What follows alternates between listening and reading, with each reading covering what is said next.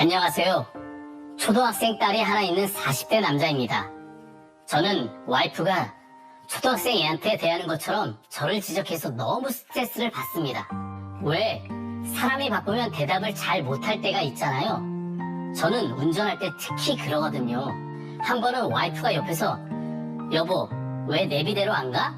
하고 묻길래 여기도 똑같아 라고 대답했습니다. 그래도 무슨 말인지 뜻은 다 알아듣잖아요. 근데 와이프는 여기도 똑같다니 뭐가? 말을 할 때는 상대방이 알아듣게 좀 자세히 말해 하고 말꼬투리를 잡고 늘어지더라고요. 그래서 제가 이 길로 가든 저 길로 가든 어차피 걸리는 시간은 똑같다고 하니까 그럼 처음부터 그렇게 말을 하지. 당신이 하는 말은 초등학생인 우리 애기도 못 알아듣겠다라고 하더라고요. 그러고는 꼭 가만히 있는 애한테 가서 아빠 말 알아들었어? 물어보고 애가 아니라고 대답하게 만듭니다. 왜? 애 앞에서 면박을 주는 건지 모르겠어요. 화가 나서 당신은 나를 꼭 말도 못하는 바보로 만들어야 직성이 풀리겠어? 하고 소리친 적도 많습니다. 와이프도 옛날에는 이렇지 않았던 것 같거든요. 연애할 때는 오빠 대단하다, 멋지다 했는데 그렇지, 연애할 땐 그렇지. 결혼하고 아이 낳으니까 당신은 참 손이 많이 가. 아이고. 내가 큰애를 키우네 하면서 저를 점점 무시하더라고요. 또 와이프가 자꾸 그러니까 요즘엔 딸도 아빠는 참 손이 많이 간다니까 하면서 따라하더라고요. 저도 나름대로 잘하는데 자꾸 못한다고 지적하니 자존심이 상합니다. 사사건건 남편을 지적하는 저희 아내를 어떻게 하면 좋을까요? 칭찬해야 되는데 자꾸 그러니까요. 지적하고 뭐 이러면 사람 위축되는데. 작게 그 연애할 때는 가장 멋있다, 오빠 멋있어 이러다가 지금은 손이 많이 간다. 야, 이거 어떻게 해야 되나? 그러니까 거기다가 가만히 있는 딸한테까지 아빠 말 알아듣겠어라고 해서 글쎄 말이에요. 아니라는 말을 끝까지 듣는다고 했잖아요. 자존심이 좀 많이 상하신 것 같은데요. 근데 우리가 가끔 뭐 토크쇼를 볼 때도 그렇고 아니면 뭐 엄마들끼리 모여서 이런저런 얘기할 때 보면 뭐 남편을 애 취급하는 경우들이 있죠. 우리 집 큰아들이다 맞아요. 이렇게 이야기하면서. 네, 그럼요. 근데 이제 우리 집 큰아들이다 그러면 이제 남편들은 고민하겠죠. 그럼 아내한테 효도를 해야 되나 이런 생각을 할 수 있는데 이제 분명한 건 이런 방식이 때로는 남편을 이해하거나 수용하려는 생각일 수도 있겠지만 이게 부부 사이에 이야기할 땐 그나마 그럴 수 있는데 아이와 함께 할 때는 좀 차원이 달라질 수 있어요. 근데 지금 같은 경우에는 애 앞에서 아빠에 대한 일단 평가를 하고 또 한 가지는 이 평가를 하는데 아이를 지금 동참시키고 있잖아요. 저는 이 부분은 정말 부적절하다고 생각을 하고요.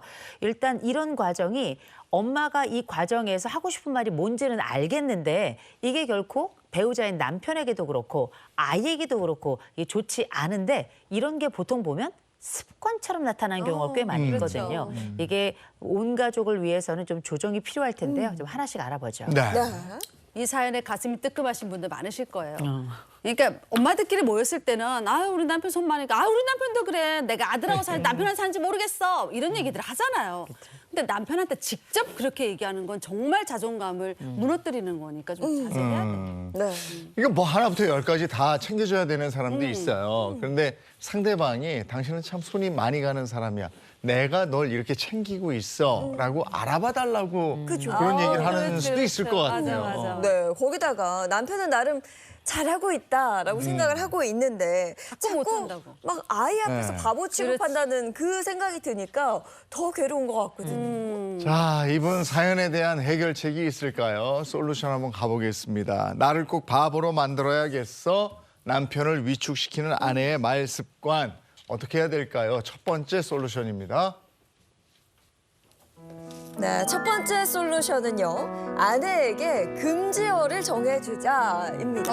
이런 말은 하지 말아라 이건가요? 필요하죠. 이거 되게 중요합니다. 네. 우리가 어떤 말이 되게 듣기 싫으면 보통 뭐 그렇게 말하지 마 이렇게 보통 얘기를 많이 하는데 맞아. 이게 굉장히 모호한 거예요. 그렇게라고 이야기하는 것이 아니라 이 말은 하지 말아줘. 라고 아주 구체적으로 얘기할 필요가 있는 게 되게 우리가 아빠의 권위 혹은 엄마의 권위, 아이들 앞에서 내 배우자의 권위를 떨어뜨리는 말을 서슴없이 하는 분들이 많이 계신데 이 말들을 그냥 화를 내면서 끝내는 경우가 되게 많아요. 근데 이거 화를 내면서 끝나는 게 아니라 사람마다 어떤 사람은 말을 명확하게 하는 사람이 있는 반면에 어떤 사람은 말을 조금 모호하게 하는 경우가 있어요. 맞아요. 특별히 어떤 상황을 이야기할 때 주어를 빼놓는 분들 계시거든요. 있어. 이런 분들은 사실 말을 듣다 보면 이게 누가 이 말을 또 이런 행동을 했는지만 헷갈리는 경우들이 있어요. 네. 그러니까 이제 주변에서 자꾸 그래서 누가 그랬다는 거야. 그렇지, 말을 그렇지. 좀 똑바로 해. 맞아. 맞아요. 이런 얘기 되게 많이 하거든요.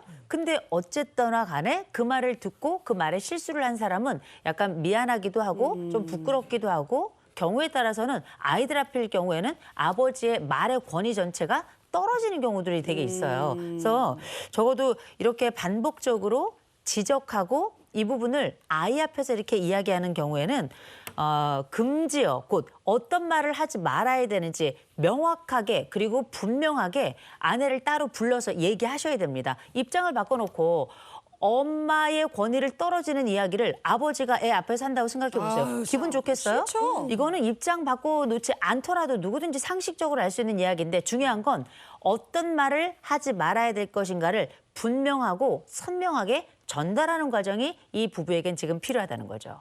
저도 남편이 이렇게 뭔가 얘기했을 때 나 잘 모르겠어. 자기 다시 한번 얘기해줘. 이렇게 얘기하긴 하거든요. 근데 그걸 가지고 똑바로 얘기해. 그렇게 알아듣겠어? 애한테 야 아빠 말 알아듣겠니? 아빠 무슨 말인지 모르겠지.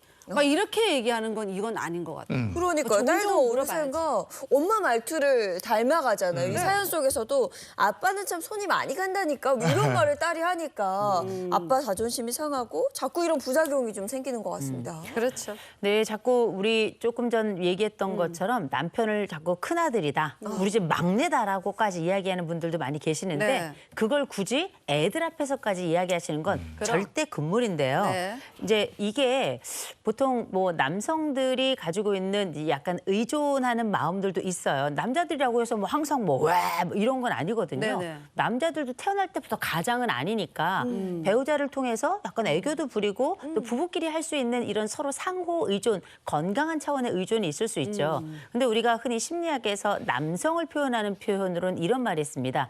심장은 아이이나 가면은 왕의 가면을 쓰고 있다.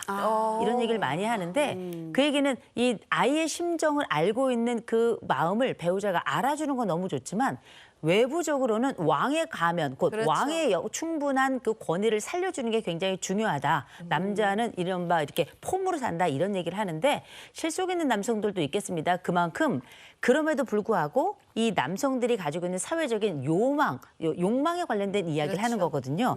그런데 생각해보면 남자들이 이런 가면을 쓰고 있지만 담배도 못 끊어, 옷도 아내가 다 사다 줘, 거기다가 또 낚싯대 사달라고 쫄라, 그래. 나이 들면 농막 사달라고 쫄라, 뭐 이런 게 있으니까 아내 입장에서는 뭐 이렇게 너무 애처럼 뭐 해달라 하는 남편이 좀 그렇다, 맨날 또 밥 달라 뭐 이런 얘기 하니까 그러나 사실 남편의 이런 의존에는 아내도 한몫하고 있다는 걸 또 기억하셔야 돼요.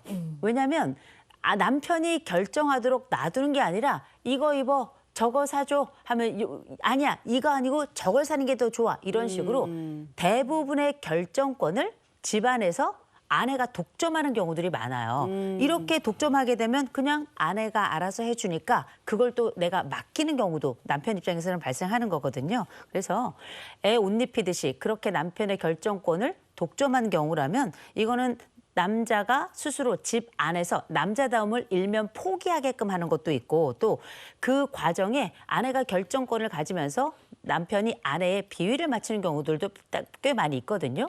이 나쁜 말로 비위를 맞추는 거지 사실상 그냥 남편이 맞춰주는 경우 되게 많아요. 근데 이거를 남편이 마치 어린아이인 것 마냥 더군다나 아이 앞에서 남편이 가지고 있는 전체적인 가장의 품위를 떨어뜨리는 거는 적절치 않다는 거죠. 그래서 기억하시기 남편의 왕의 가면이 있다는 걸 기억해 주시고 그 가면을 지켜주는 게 전체적으로 아이의 정신 건강에도 아이의 나중에 성 역할을 결정하는 데도 굉장히 중요하다라는 걸 말씀드립니다.